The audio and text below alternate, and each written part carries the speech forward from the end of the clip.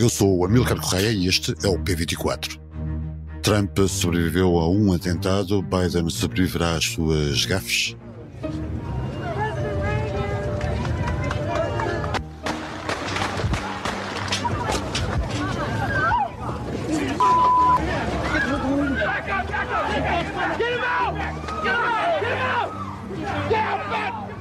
A última tentativa de assassinato de um presidente dos Estados Unidos tinha sido em 1981, quando Donald Reagan sobreviveu ao ataque de um atirador solitário. Não há comparação possível entre a conjuntura política desses anos e a atual polarização da política americana. Reagan foi beneficiado pelo incidente, Donald Trump desejará o mesmo.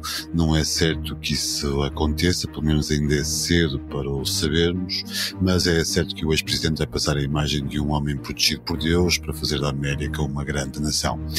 O ex-presidente dos Estados Unidos vai mudar de discurso, certamente, pelo menos essa é a mensagem que tenta transmitir. Nas primeiras declarações após o atentado que sofreu, num comício no último sábado, Trump disse que esta é uma oportunidade para unir o país inteiro e até o mundo inteiro. E acrescentou, mas não sei se será possível, as pessoas estão muito divididas, o que não deixa de ser irónico, uma vez que Trump é o principal promotor do discurso agressivo e violento contra os seus adversários políticos e as instituições democráticas. A Convenção Republicana, entretanto, que ontem começou em Milwaukee, vai ser o palco dessa mudança. And now I want to hand it over to the president of Ukraine, who has as much courage as he has determination. Ladies and gentlemen, President Putin. President Putin. He's going to beat President Putin. President Zelensky. I'm so focused on beating Putin, we got to worry about it. Anyway. Trump sobreviveu a um atentado, Biden será capaz de sobreviver às suas gafes. O atual presidente passou os últimos dias a tentar recuperar do debate televisivo com Trump, da sucessão de gafes que cometeu na cerimónia de aniversário da NATO e a tentar provar que possui condições físicas e cognitivas para exercer o cargo. Como será esta campanha? Sobre a atual situação política norte-americana, que nos fala neste episódio Daniela Mello, cientista política e professora da Universidade de Boston, nos Estados Unidos. Bem-vindos ao P24 de 16 de junho. Daniela Mello, bem-vinda a este episódio do P24. Começo por lhe perguntar o seguinte. Nas primeiras declarações, logo após o atentado, Donald Trump afirmou que queria unir o país inteiro e até o mundo inteiro. Acha que Donald Trump seria mesmo capaz de abdicar do seu habitual discurso agressivo e tentar ser mais pacífico para tentar explorar um eventual eleitorado mais hesitante? Essa é realmente a pergunta a que só saberemos à qual só teremos uma resposta daqui a uns dias, no fim desta semana. Porquê? Antes deste acontecimento, antes do atentado ao ex-presidente Trump, esperava-se que Trump tentasse moderar a sua imagem nesta convenção esta semana. Porquê? Porque Trump precisa de apelar ao centro. Ele já tem a sua base está mais que segura, sobretudo depois deste evento. O que ele precisa realmente é de apelar àquele eleitor republicano que votou em Nikki Haley, que continua a votar em Nikki Haley mesmo depois de Nikki Haley deixar de ser candidata. Portanto, há realmente um grupo, uma fatia considerável até dos eleitores que votaram nas primárias republicanas, que basicamente rejeitaram Trump durante as primárias. E não temos a certeza, nem temos bons estudos para perceber, nem boas sondagens para perceber se esse eleitorado continua hesitante ou não em apoiar Trump. Portanto, o objetivo concreto de Trump na convenção republicana deveria ser apelar a esse centro, não é? Mas, como sabemos, Donald Trump não segue sempre esse tipo de regras. É muitas vezes, exatamente, muitas vezes segue mais o seu instinto. Portanto, essa será uma das coisas a ver atentamente esta semana e a ouvir atentamente do ex-presidente Trump. Ou seja, vamos ouvir um presidente Trump mais radical, que vai utilizar este episódio para tentar galvanizar ainda mais a sua base, que já está extremamente ativa, não é? Com uma grande intensidade de emoções à volta do que aconteceu no fim de semana. Ou veremos um Donald Trump que tenta ser mais moderado, que tenta suavizar a sua imagem para tentar apelar a esse eleitorado de centro e que tenta usar o atentado como unificador. Assim, Donald Trump não tem que não consigo pensar em muitos exemplos de discursos em que ele tenha conseguido ser forte com essa segunda, não é? Com esse tipo de discurso. Ele geralmente é muito mais convincente quando fala sem discursos escritos e se dirige diretamente à sua base. Portanto, a escolha de vice-presidente também será um dos sinais, não é? Um dos sinais de radicalização ou moderação, porque se ele escolhe alguém como o J.D. Vance do Ohio, é um óbvio sinal de radicalização. Se ele escolhe alguém como Marco Rubio, é um óbvio sinal de moderação do discurso e tentar realmente seguir uma estratégia de campanha mais normal, digamos assim, ou seja, mais previsível, porque o que ele precisa realmente é desse eleitorado ao centro. Faz sentido falar de eleitorado flutuante quando falamos deste eleitorado ao centro, um pouco à semelhança daquilo que falamos que usamos em Portugal ou até na Europa? É assim, neste momento, não acho que seja um conceito que nos ajude muito a compreender o que se passa nos Estados Unidos. Porquê?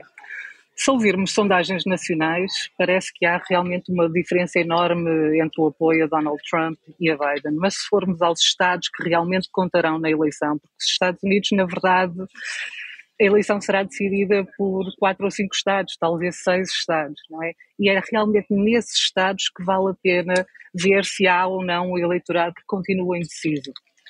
O problema, neste caso, neste ano, é que, olhando há 4 anos atrás, o eleitorado em estados como o Michigan, o Wisconsin, a Pensilvânia, não é? Se foram corridas muito renhidas, ganhas por cerca de 1% de voto, às vezes 0,2% de voto, ou seja, há uma percentagem muito pequena do eleitorado que ainda não decidiu que lado é que quer. E é tão pequena que chega a ser praticamente impossível prever para que lado é que esse eleitorado se irá virar.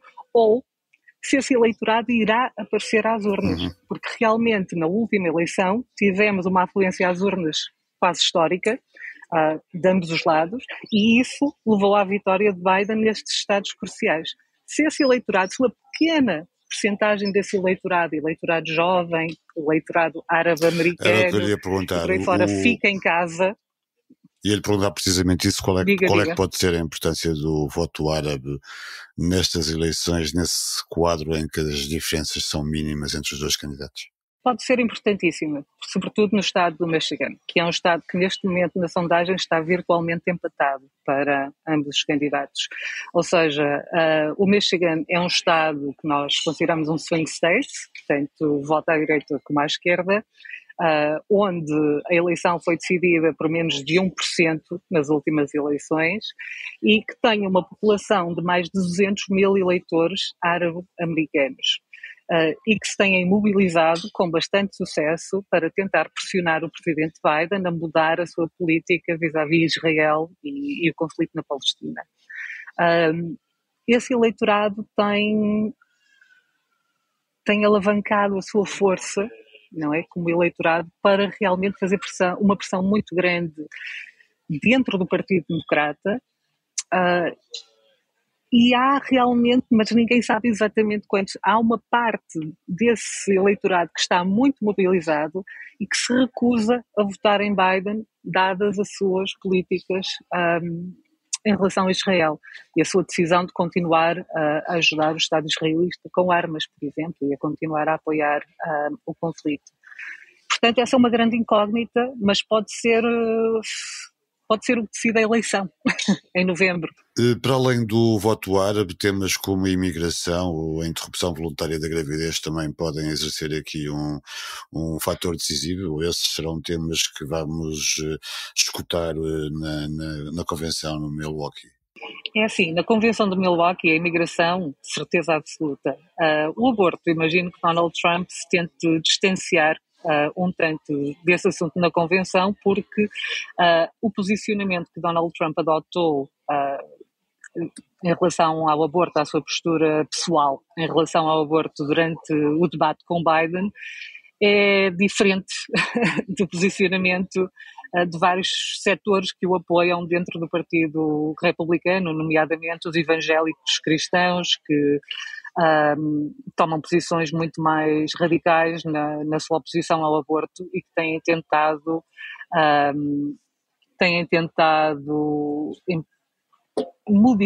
mudar a posição do ex-presidente. Portanto, imagino que na convenção o aborto não seja um tema muito importante.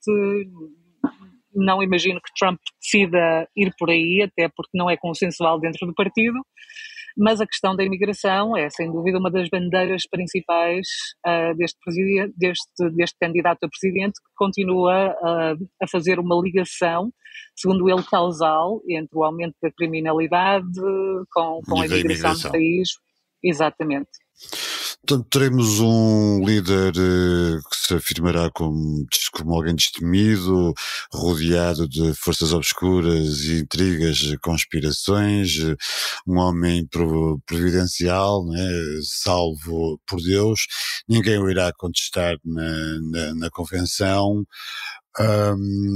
Faz sentido comparar as tentativas de assassinato de Donald Reagan e de Donald Trump, no sentido em que ambos podem beneficiar politicamente, elas pela forma como reagiram? Essa tem sido uma comparação nos últimos dias.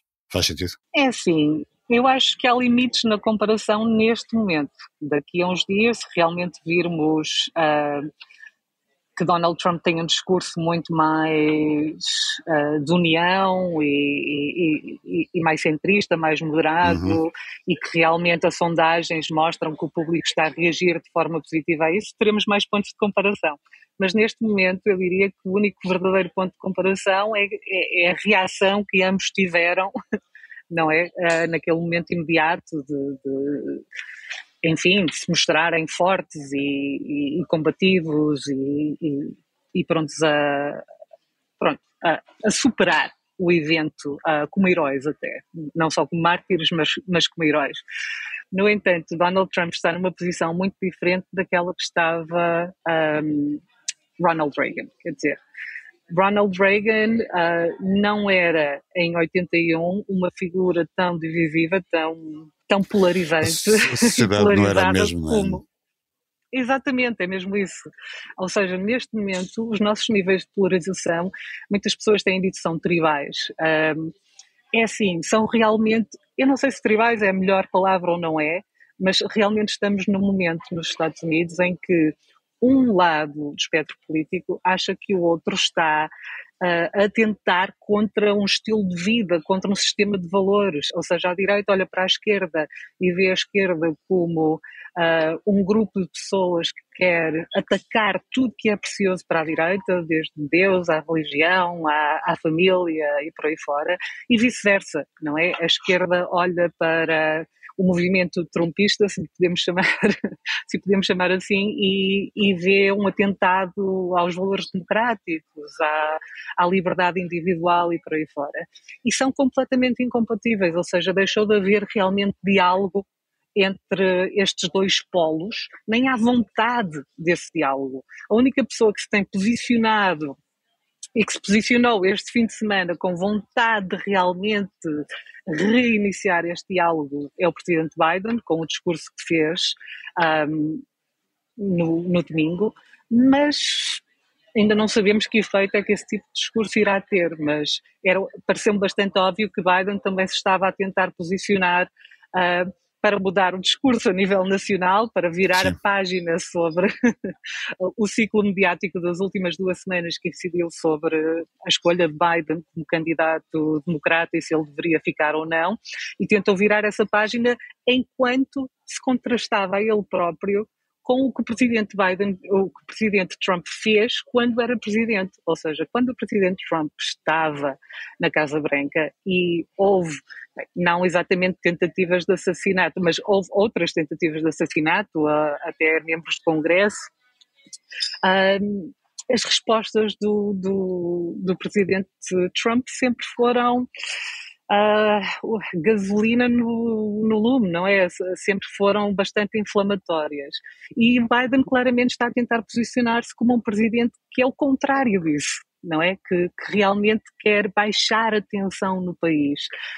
Agora resta ver se realmente isso surtirá efeito ou não. Daniel, aproveitando a deixa e para terminar, o atentado desvia obviamente as atenções que têm incidido sobre Joe Biden por causa de todas as dúvidas relacionadas com as suas capacidades físicas e cognitivas, mas não elimina as dúvidas e divisões no interior do Partido Democrático quanto à sua manutenção como candidato.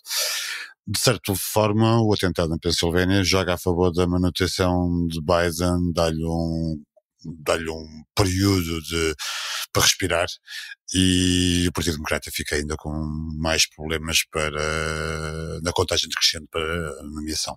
Sim, eu diria que sim. É essa a minha primeira leitura e reação, mas aí está, veremos também como Biden e como o resto do partido reage a esta convenção esta semana e aos discursos que Donald Trump e os outros líderes farão. Mas, sim, ou seja, este momento, na verdade, é uma oportunidade para Biden realmente voltar a focar o Partido Democrata, não é? E ter um pouco de espaço para respirar e para reagrupar a sua estratégia, rearticular a sua estratégia e de certa maneira, quer dizer, o caso que o presidente Biden tem tentado fazer aos democratas que puseram em dúvida a sua candidatura nas últimas 2 semanas é que, ponto 1, ele é o legítimo candidato, não é? É o candidato que foi votado nas primárias. Mas ponto 2 é que a própria instabilidade, não é má para o Partido Democrata. Estas guerras internas feitas nos jornais e nas colunas dos jornais dão uma imagem péssima ao partido, ou seja, acabam por ter um efeito psicológico muito negativo no próprio eleitorado de esquerda. Depois também a ala progressista, mobilizou-se muito rápido na semana passada para apoiar o presidente Biden também, portanto já começamos a ver esse contramovimento, esse contrabalanço dentro do Partido Democrata, e como esta semana e talvez a próxima, todo o ciclo será dominado por Donald Trump, eu acho que sim, que realmente criou-se aqui uma oportunidade para Biden basicamente calar as vozes da oposição, não é? E conseguir reafirmar-se, não é, como o único candidato possível, até porque não há um candidato alternativo que realmente gere muito mais entusiasmo nas bases democratas. Daniela Melo, muito obrigado por ter participado neste P24 e por nos teres ajudado a perceber esta conjuntura atual da política norte-americana. Eu é que agradeço.